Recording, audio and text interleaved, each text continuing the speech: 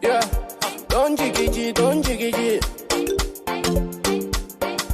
don't jiggy, don't jiggy. Are you getting money?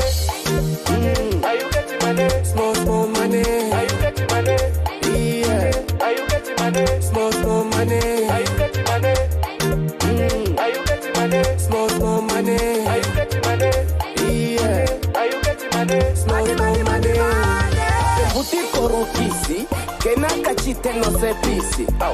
Kungompisa, kufizita kufiziti, ndishaka yangu risiti. Ohinda kutima lingo kukerenga. Notora kwangu ndisikerenga. Zijara zako shaka kukapendisa. Nozula kwangu nondinyanzisa. Ava kwa memuzwe kukukakatiza. Sinye pene akantu kopapatiza. Ava kwa memuzwe kukukakatiza. Sinye pene akantu kopapatiza. Makufatika nenja vakentu venu. Ukari cheniseza nenja kachoche. Makulisika nenja vakentu venu. Siro wene vayemboroka. Siro wene valipangura. Siro wene vayemboroka. Siro wene valipangura. Makufatika nenja vakentu venu. Makulisika nenja vakentu venu. Siro wene vayemboroka. Siro wene valipangura. Siro wene vayemboroka. Siro wene valipangura. Are you getting money? Small, small money. Are you getting money? Yeah. Are you getting money? Small, small money. Are you getting money? Are you getting money? Small, small money. Are you getting money? Yeah. Are you getting money? Small, small money. Don't jiggy, don't jiggy. Don't jiggy, don't jiggy. Don't jiggy, don't jiggy. Don't jiggy, don't jiggy.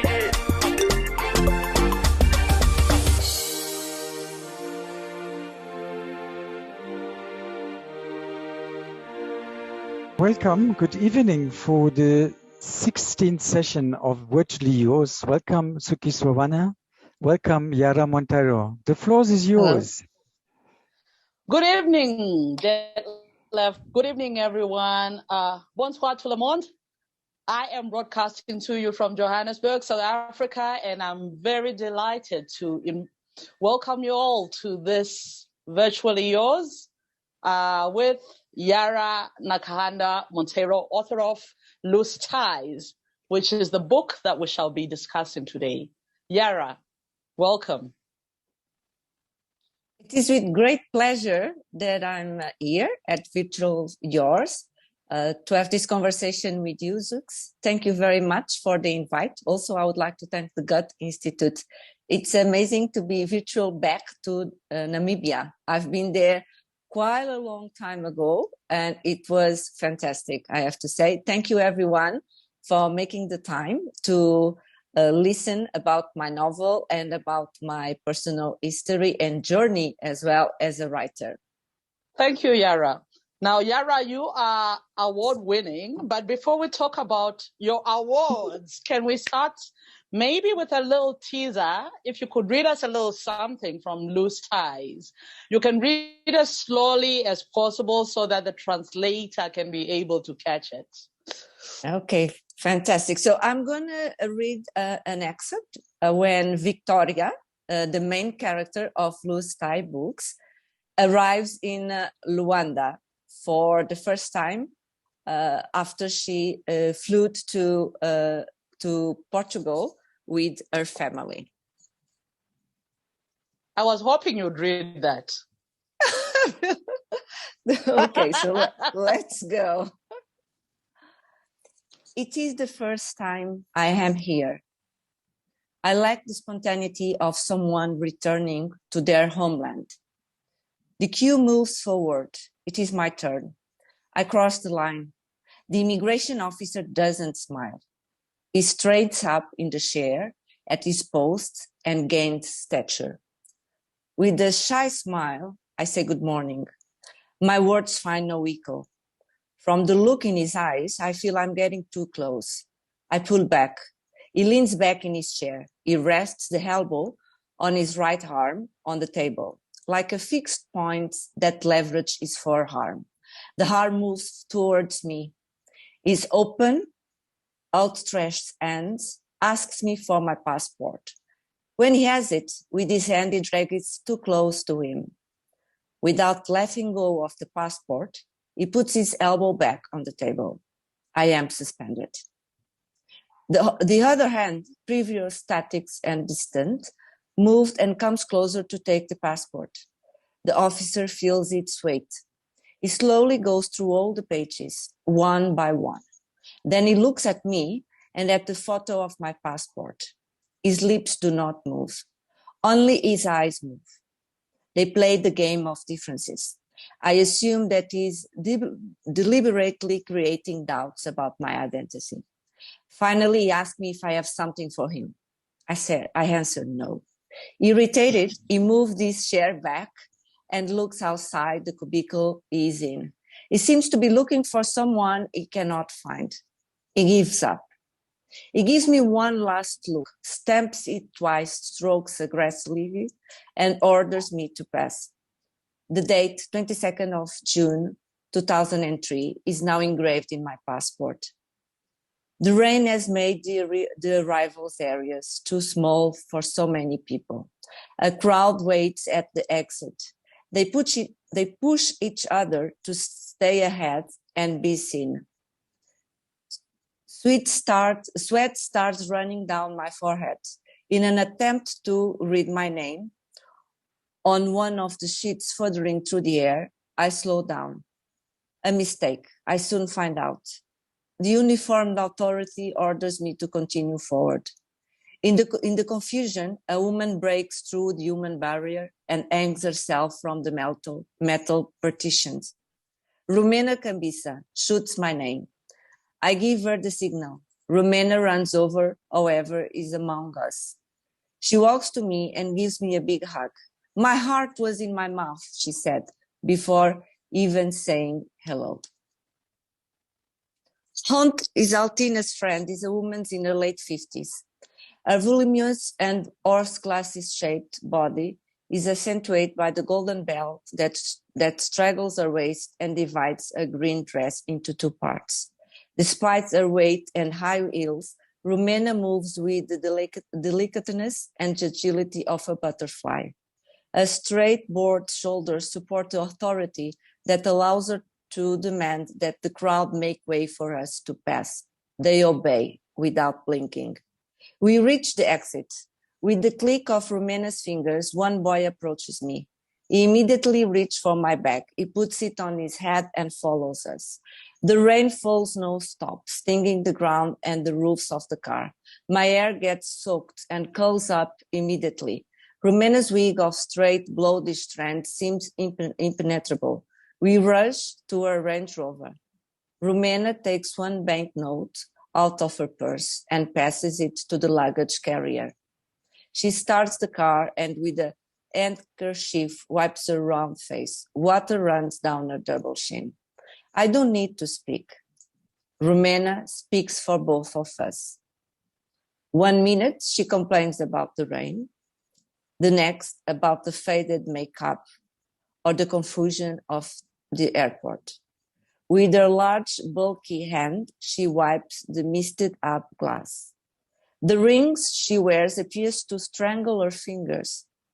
The sound of long, bright pink fingernails touching the glass is accompanied by the rattle of wooden bracelets. The melody they make appeases my fears. I feel my body relaxing and my feet losing their numbness. Slowly, we leave the airport park. The city is mummed and silent. The rain has already taken over the streets and sidewalks. As they pass by, the cars make small waves. Rubbish, balls, toys, and even a colorful parasol floats in the muddy water. Under the sheds, people shield what looks like items for sale. In miserable houses, young and old use buckets or basins to collect water from their backyards. In the streets, one can see the women who do not give up and brave the bad weather from those who no longer feel or suffer. The former carry their shoes in the hands, their purses tucked inside their blouse, and their heads protected by plastic bags. The latter walk as if they don't notice their blouse and their head protected by plastic bags. The latter walk as if they don't notice the heavy raindrops on their skins. They all walk to the destination that they threw as them. For them, rain or shine are the same thing. I don't see any men. I wonder if they are eating from the rain. This city is chaotic when it rains, explained Rumena. Does it always rain like this? I ask. Nothing happens in Alves here, she says ironically and laughs loudly and continues. If water is to fall from the sky, then it will be a deluge. Like a caravel, we make way along the road. Rumena doesn't drive in a straight line. These streets are minefields, she says. My God, are there mines in the city? I ask, scared. Calm down, child. They are holes in the road. With the rain, they become craters. Do you understand? Perfectly.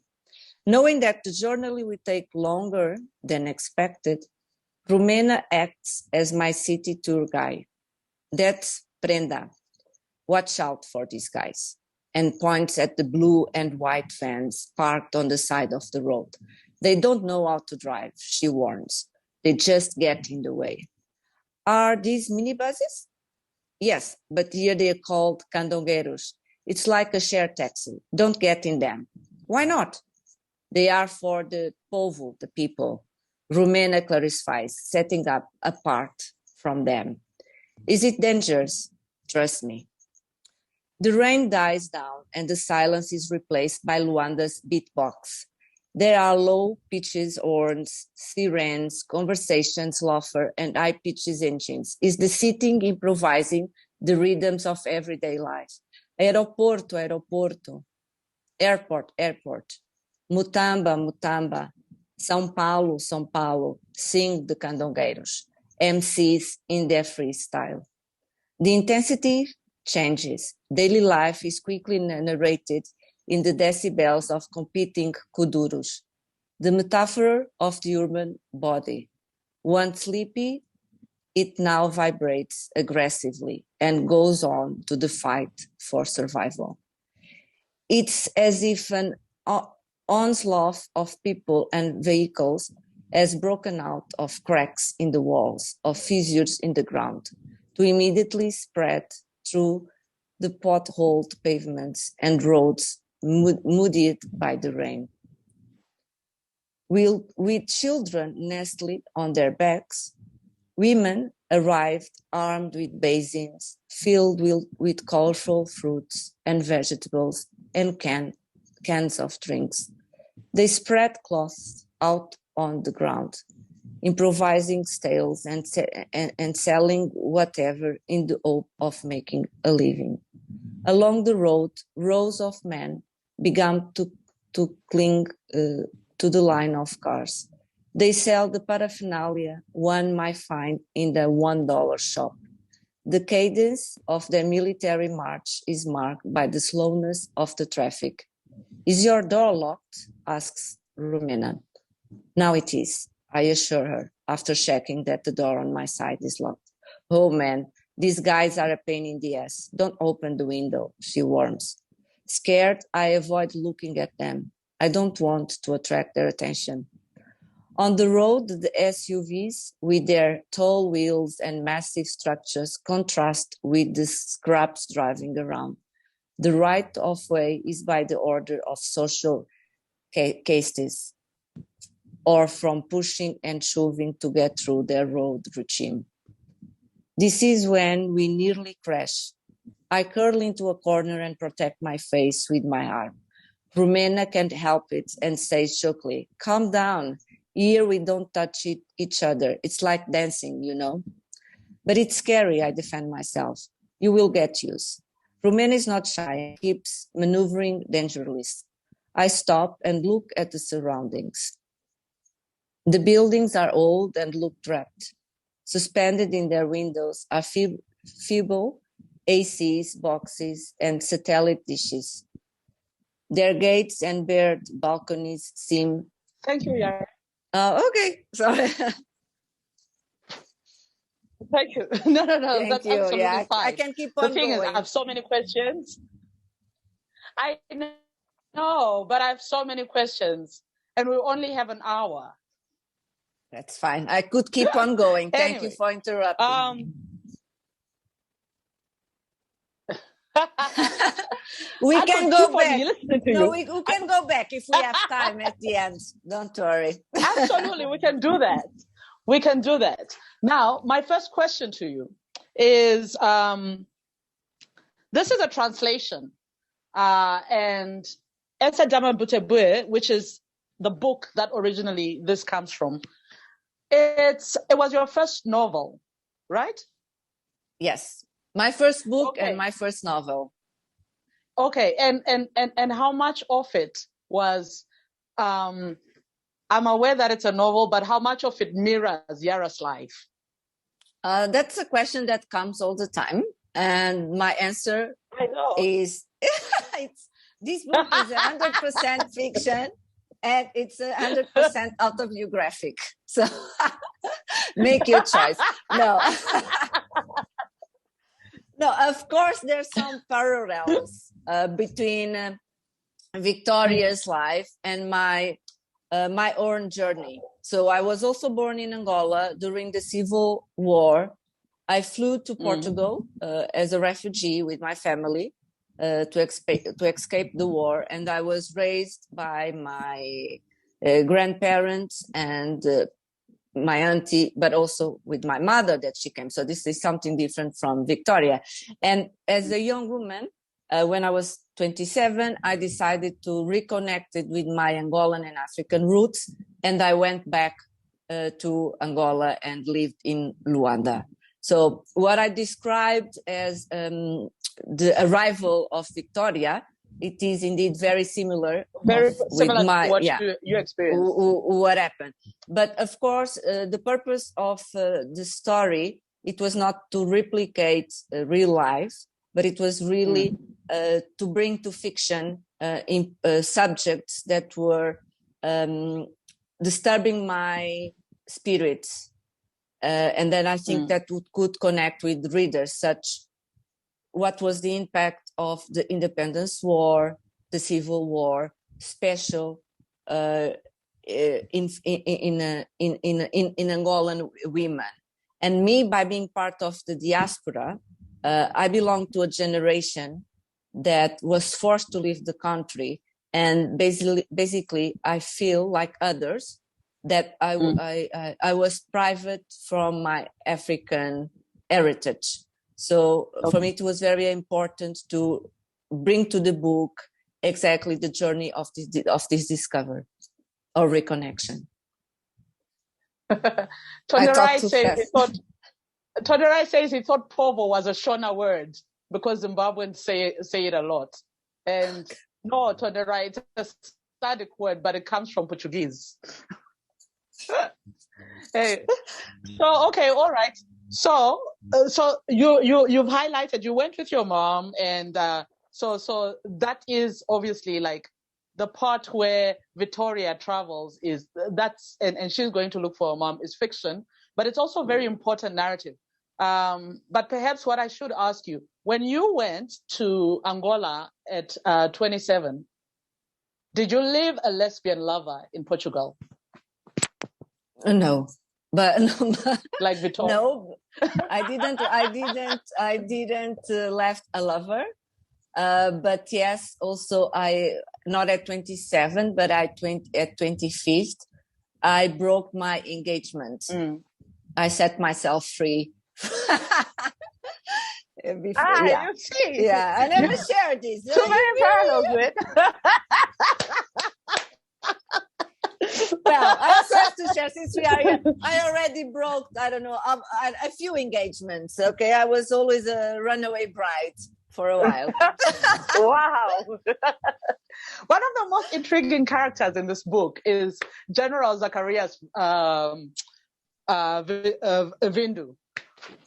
Who was he based on? Because I know there must have been some generals in Angola that are like this guy, you know, the perfumed poetry reciting, suave, overly perfumed. Actually, I kind of felt overwhelmed by the smell of his perfume. That was the idea.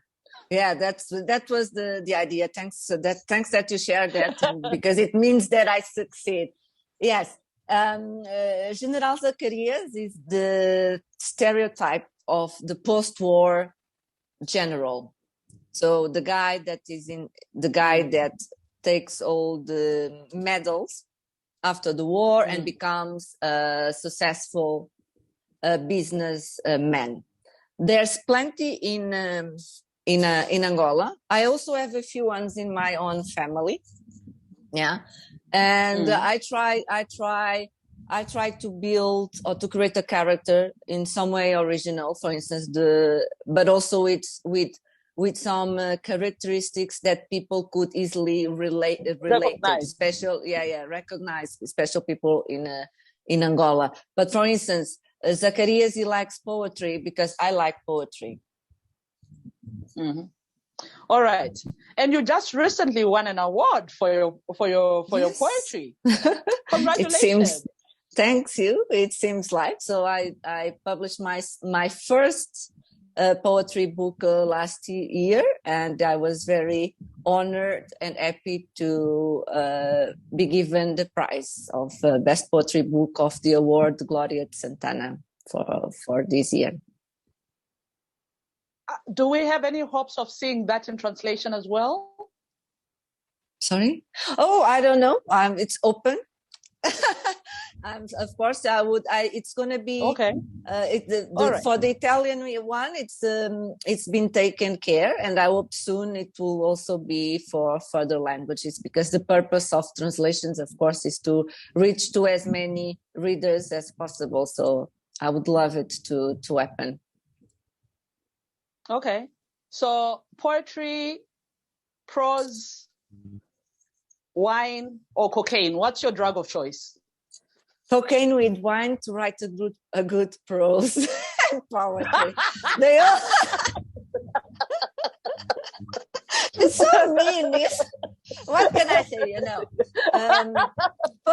No, okay, but to be honest, prose or poetry though. Poetry. Poetry when you really. And you're also a writer, and you know this. When you're deep in the flow of writing, it's like you feel that you are high. Of course, if you already been high before, so you can feel it's quite a transcendental, or do you say transcendental and spiritual state?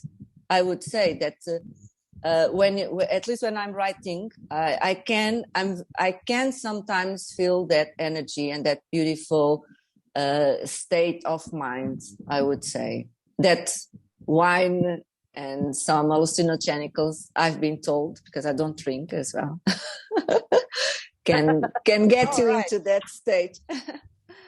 Oh, I see. I didn't know this. Neither do I. I just do a lot of research because I'm a writer. That's all. Oh, I see. That's very nice. But back to loose ties. The other question that I wanted to ask, one of the most intriguing things for me is Romena.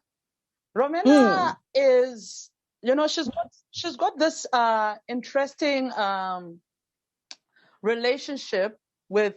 She's extremely kind, you know, in one way, but she's also very elitist, and she's constantly looking up to like the rich people to be validated by them, you know, and I wanted to know whether that's. I know a lot of our societies on this continent are very elitist like that, where it's like, or the middle class is always trying to be validated by the rich people, and but importantly, where they act like they can't see people who are poor unless they want something from them. Is this the case with Romena? Is this something that you saw that was very vivid in Angolan society? I know it's one of the most expensive countries on this continent. Or was this something that you took artistic liberty with? So I saw that very present when I arrived in Angola. We need to understand it was a post-war country. So everyone was still in a survival mode. Yeah. It's not that you would have the mental time or the spiritual energy to focus on others. And for me, what it's more important also to say is that it is beautiful to see now that it changed. Now you see a lot more of the new generation engage on the political status of the country, engage with fighting poverty. So there is a change, yeah. But of course, elites are elites, and they also have qualities. You can be a very rich person and still be a very kind person in your inner circle, not necessarily with the rest of those that are around you. But yes, it was something that shocked me a lot, was really the lack of conscious and even empathy to those that don't have the financial resources to make a life. Okay, your description of Kandengeros was very intriguing for me, because it could have been Nairobi, it could have been Johannesburg, it could have been Lagos, it could have been Accra, it could have been Kinshasa, it could have been any big city on this continent. And the way they always drive crazily, and it's like they all went to the same school for driving. Yeah, it becomes an African icon, and as I said, I mentioned that in part of my reading, where I saw there was a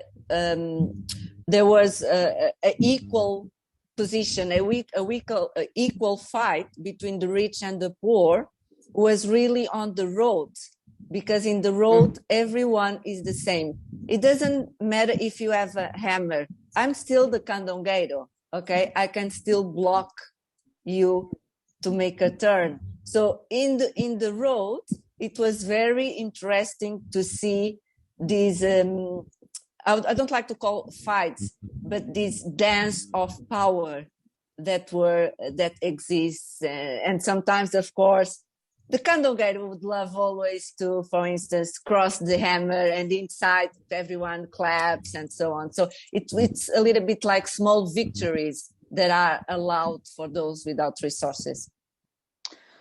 The other thing that was interesting for me is, you know, how is the general having a white personal assistant, you know? Yes, that's also very common.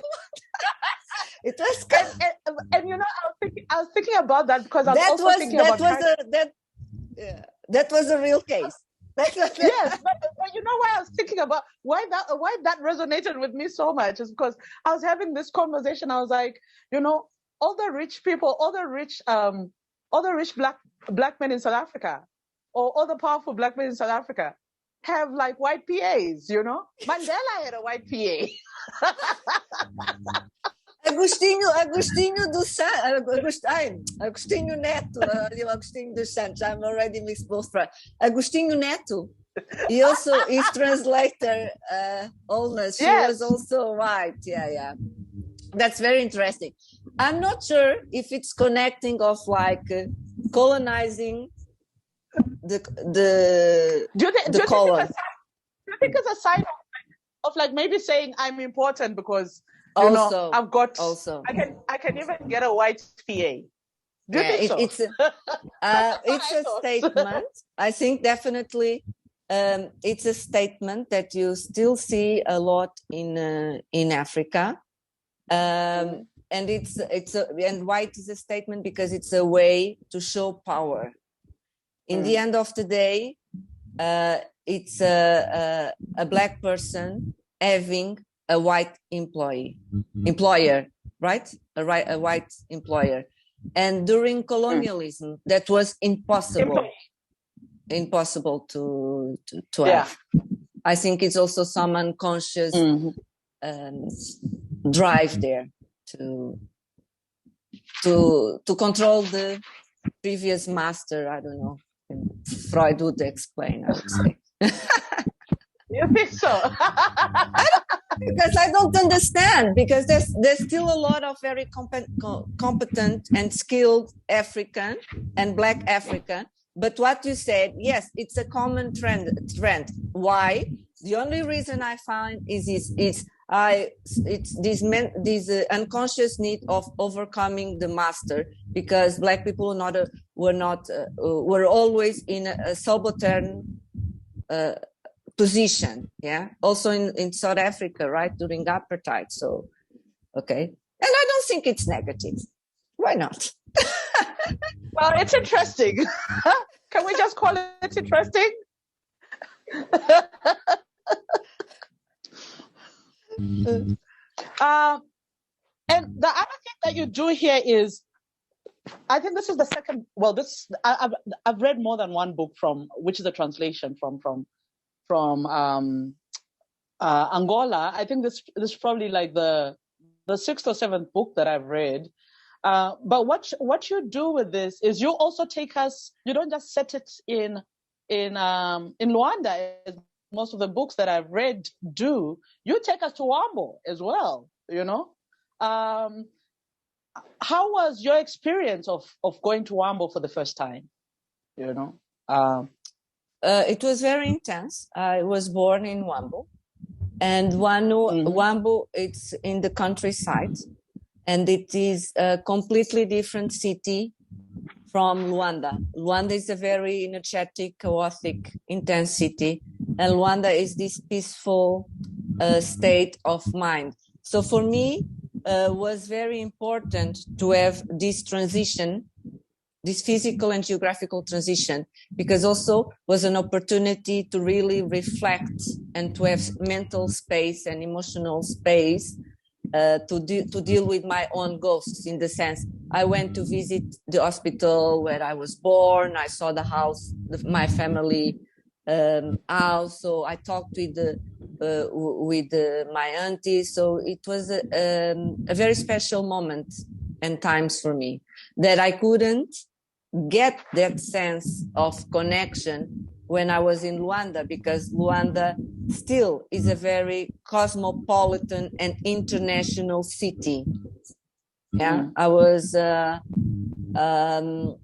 it was a completely different time, completely different vibes, and I was much more focused on working and partying, to be honest. I think partying, it's good party. And the one thing that you need to do when you go to Rwanda is partying. So I don't even I think it's a great thing to do. Everybody says Rwanda is a great party city. Yes, Detlef, you've got your hand up. Is there a question? Yes, just a technical question. I would like to ask Yara to check your mic. Maybe it's scratching somewhere. I hear some background noise from your phone somehow. Just check if it's scratching with you on the pullover or. Yeah. I'm gonna hold it. Maybe it's better. Thank you. Okay. Thank you, Detlef. All right. What else did I had tons of questions on this book. Oh yes. The other thing that you do is how you show prominence to your women characters. In fact, apart from the general, I don't actually remember a lot of the male characters here. Although I'm sure they. I think that was the whole idea, not to. Were you trying to erase men? No, I didn't try to erase men, but just to give the right exposure to women, to Angolan women, because history, especially the Angolan history, in my opinion, didn't give the right credit to the women that fight on the independence war and on the civil war. So this was a way also for me to honor those that contribute for peace. And I was raised by 3 very strong women, so I have good women references as well, and men, but I wanted to give the right opportunity for women to shine. Okay, and you do that very well, but I think one of the most powerful statements you make is in this book is where a woman does not have to be like a certain way. She doesn't have to be, there's a belief that an African woman or a woman is supposed to be maternal, but sometimes a woman can just say, I want nothing to do with being a mother, with, all these roles that are supposed to be given for me, or with being a good child or a good daughter, I really like that you gave agency to your characters to be able to do that and to say no. They didn't want to agree with whatever, patriarchy and fathers and brothers say that they should be. So thank you. Yeah, absolutely. I think we move forward also by refusing stereotypes. Yeah, we hear to dismantle stereotypes. And I was raised in a very religion family. I also was raised to be a good girl, and it was very challenging for me.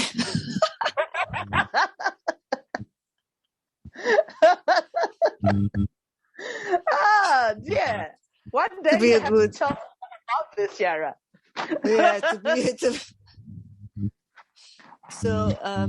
So yes, it's good to explore other worlds and other ways of being beyond gender. No, thank you for it. Are there any questions from the audience? We have just gone past the halfway mark. Does anybody have any questions? I know, Cedric, you're in here and you read the book. I've seen quite a few of you who are here who've read the book. Do you have any questions to Yara on this fantastic read called Loose Ties? The translation, Yara, did you feel that it was true to the original, or do you feel like not quite, or do you think it could have been better, or do you think it was? Yeah, no. I would have to call my publisher to the room. By the way, it's you. No, it's interesting. No. Let's have this conversation. I'm not asking as anybody. I'm asking here as the facilitator for this discussion. And I was just making a joke, and I'll be very honest here, because of course it was also the first time that I had a book to be translated. I felt there was some challengings and some pushings, and they were all valid, because the purpose of a translation is also to adjust to the culture, of the new readers. So, for instance, we had there was in my book you can find a lot of skin color marks, and for instance, it was also a challenge on the German translation, and of course because of the historical heritage of Holocaust, So race is a no word in some cultures, but to understand the Angolan culture, pinpointing the skin color of a person, the shade of blackness, light black, dark black, it's important, because color it's associated with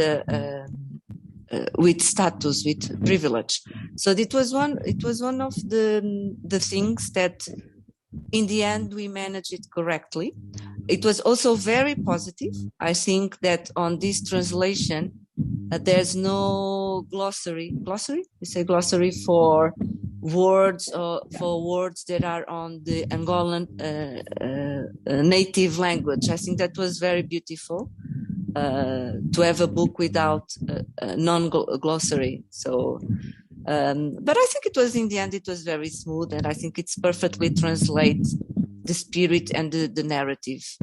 And the feedback has been very positive. So it has been. I've been checking around. It really has. Cedric says he loves how you describe Dominguez. Dominguez climbs the stairs with the bearing of a queen. She doesn't let the weight of life deform. When she puts each foot down, she does it so that the ground knows her strength. She owes nothing to anyone. God and the devil owe her everything. They make way for her. Amen. And Yes. he said it is first Angola, and he loved it. Thank you very much for those. You know, you've got Romena who is saying to her, wait, you have another child again. What's wrong with you? And then she's just like owning her own narrative and not letting anybody tell her anything. Yeah. So these women, they're really the queens of Angola. Hello? Yeah, go on. Dominga, she represents the real queen of Luanda, of Yara. Angola. Yes? Can you hear me? Hello? Can you? Yes, we can hear you. Yeah. Oh, okay. Can you hear me? So yes, I can hear. I was saying that Dominguez represents the real queen of Angola. Hello? Yes, I'm here. Because the purpose of the scene was really to translate the power of these Black women that struggle to take food home every day, and they still being explored by society. They still suffer a lot of violence from police forces, but nevertheless, her spine is always straight. And equally, you know, the older woman in Wambo was just very welcoming and open, you know. What is it would Victoria have got that type of welcome if she were coming from anywhere else, you know? Or is it that she's getting this type of welcome because she's coming from the diaspora, she's coming from Portugal? In fact, Juliana, she was expecting Victoria already. She knew that Victoria was looking for her.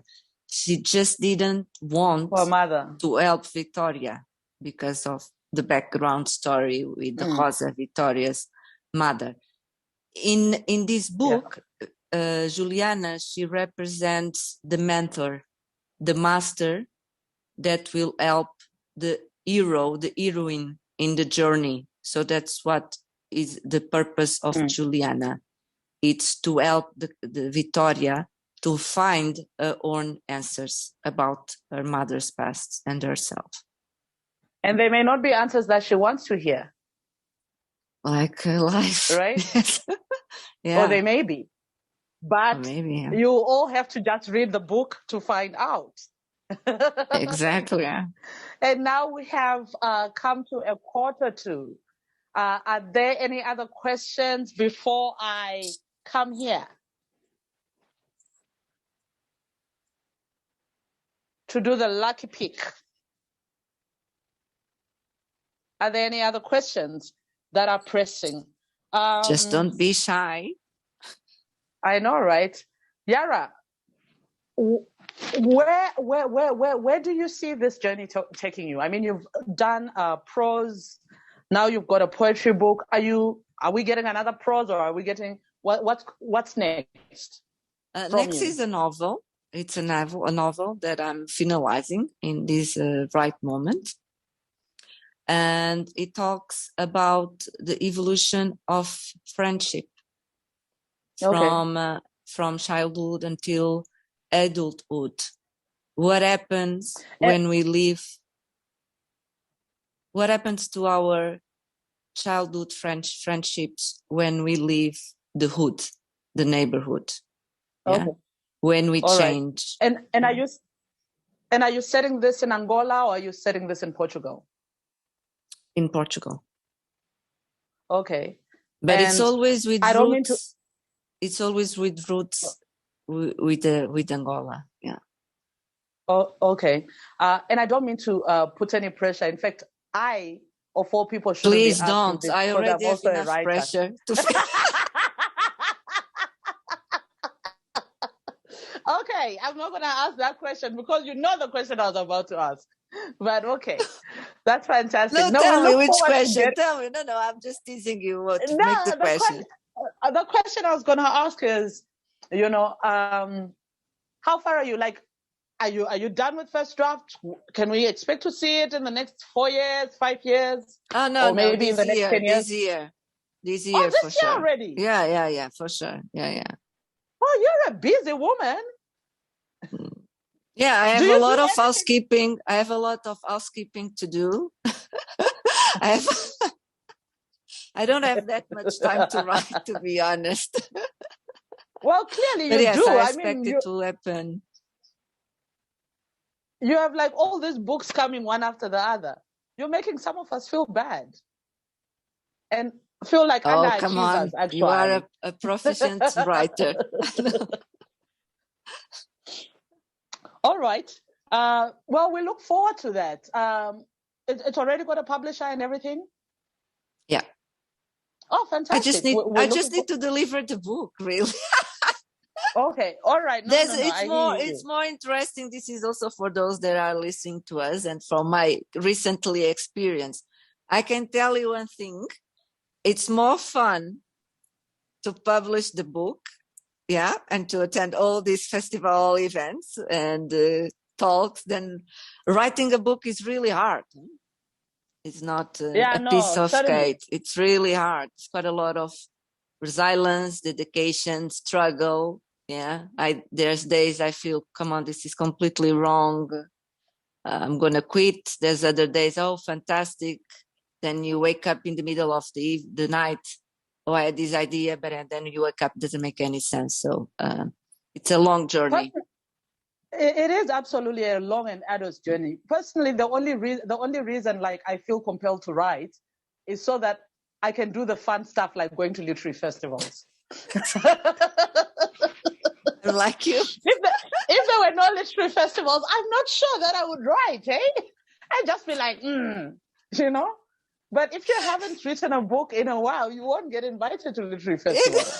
And so we that's are the only reason I feel compelled we are to festival crashers, so like I love the jokes. Nah. All right. So now is the time, guys, that you've been waiting for. I've got a question, please. All right, you've got a question. Is that left? Because, regarding the prize that Yara just won. First of all, I saw that our last guest, Ana Paula Tavares from last month's Virtually Yours, was in the jury. I would like to know from Yara, how does that work when you win a prize? Is there somebody who gives you got a phone call or they send an SMS?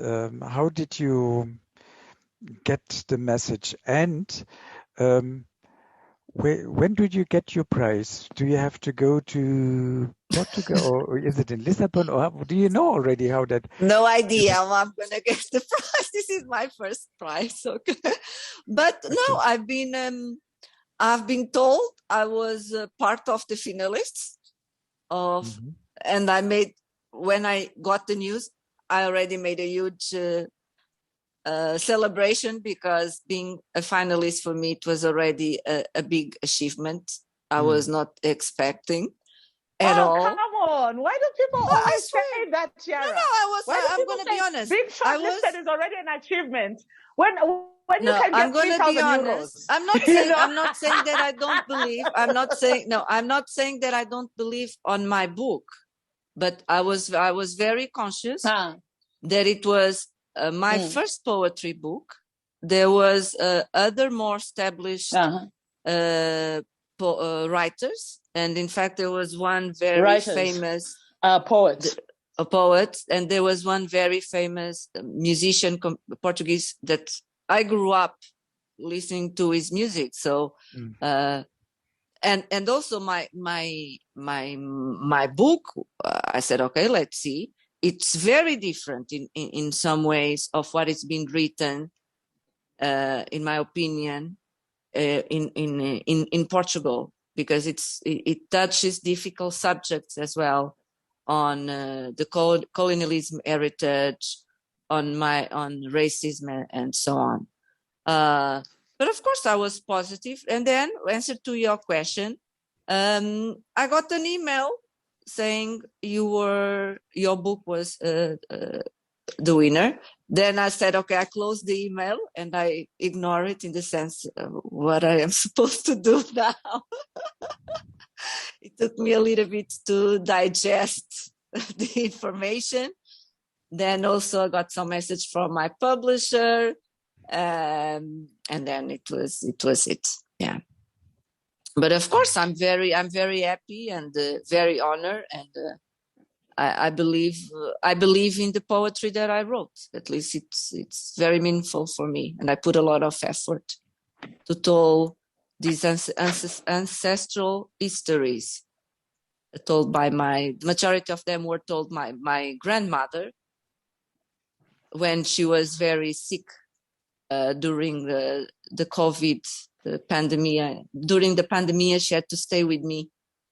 I had to take care of her, and also during that time she has had a breakdown, and a lot of past ghosts came, and I learned again a lot about my own family, and the way I found to deal also with that painful situations were by writing. Yeah. Fantastic. Thank you so much for that, Yara. Now I'm gonna do the fun stuff. I'm gonna shake, because we are 5 minutes to the end. And let's see our first winner. Armin Waldemeske. Is Armin here? No. Armin is not there. Okay. We have a lot of people right. there. Right. Let me see.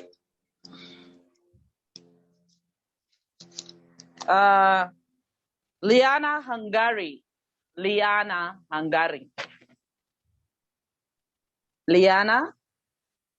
No. Liana going once, going twice. Third out. Let's have a Uchenna Emelife. No, it's also not there. Uchenna Emelife. No. Can I make they want the book, but they don't Kisa? want to listen to me. Yes. Because we have exceptionally a lot of people they registered, but about 50, but not all showed up. In the meanwhile, while you had the discussion, I took out the people there online in my Haribo box. Okay, so you are going to do the selection then. You know what? You are going to pick. I pick one right and one left, and you tell me which one, this one or this one. I've always been a lefty, so left. Okay. So, the winner is Helen Vale from Namibia.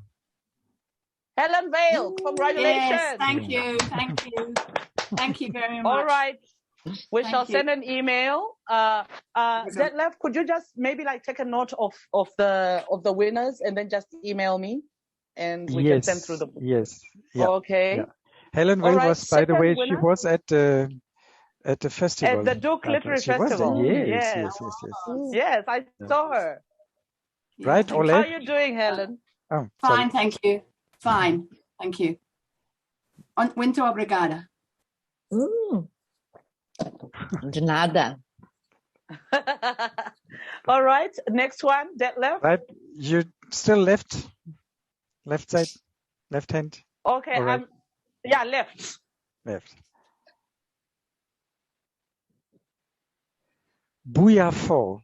Booyah. Booyah! Dakar! Félicitations! She had technical problems, so she was in and out. She was in and out, I noticed. Yeah. Okay, all right. So our second winner is Goethe-Institut, Dakar. Next one. Helen Ambassa. Helen Ambassa, congratulations. You haven't been winning for a long time. Thank you. We shall make sure the book gets to you in Nairobi. Thank you. Okay. All right. We've got 2 more people to gift. Oh, this is a difficult name for me. Nokutula Mazibuko. Voilà. Tula, it looks like you've won a book. Not is sure she if here? She's still online. She was. She was earlier, yeah. But she is. Okay. And the final one. The final one. No, that's me. Sorry.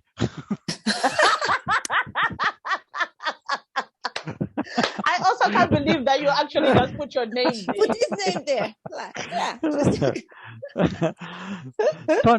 Tonderai. Oh, congratulations, Tonderai. Yo, I'm winning. Like every time you log in, you win. How come? What are you rigging? I don't know what I'm rigging, but I think whatever I'm drinking, I must keep drinking it. Thank you, Yara and Zukiswa and Ditlif and everybody. Congratulations. Yeah.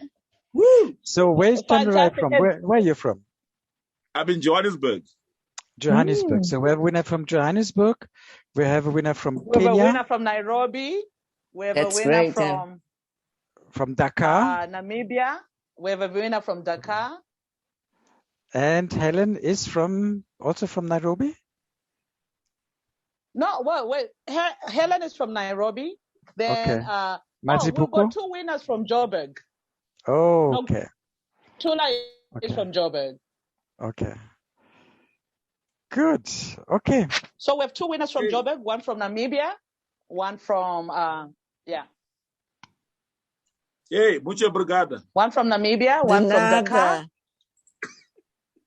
Great. In Ubuntu, thank you so much, Yara, for that stimulating conversation. I just want to say, in Ubuntu, the traditional Angolan. Detlef and Goethe-Institut Namibia for hosting us as always. You are rock stars, and you keep the list shut down and say goodbye. So, yeah, there was a technical problem again with Zukiswa's internet. But Yara, you want to add something to finish? Yes, I just want to say that in Ubuntu, the traditional language from the area that I was born, Bié, obrigada, thank you, is Nadampandula. Nadampandula. Okay. Thank you, everyone, and I'm so sorry that I got cut a little bit there. And thank you, Yara, for gracing us with your presence. Thank you, Goethe-Institut Namibia, for hosting us as always. Detlef, you're a rock star. Yeah. And thanks for having me here as well. Thank you for the opportunity. Thank you. Thank you, Detlef. Okay, pleasure.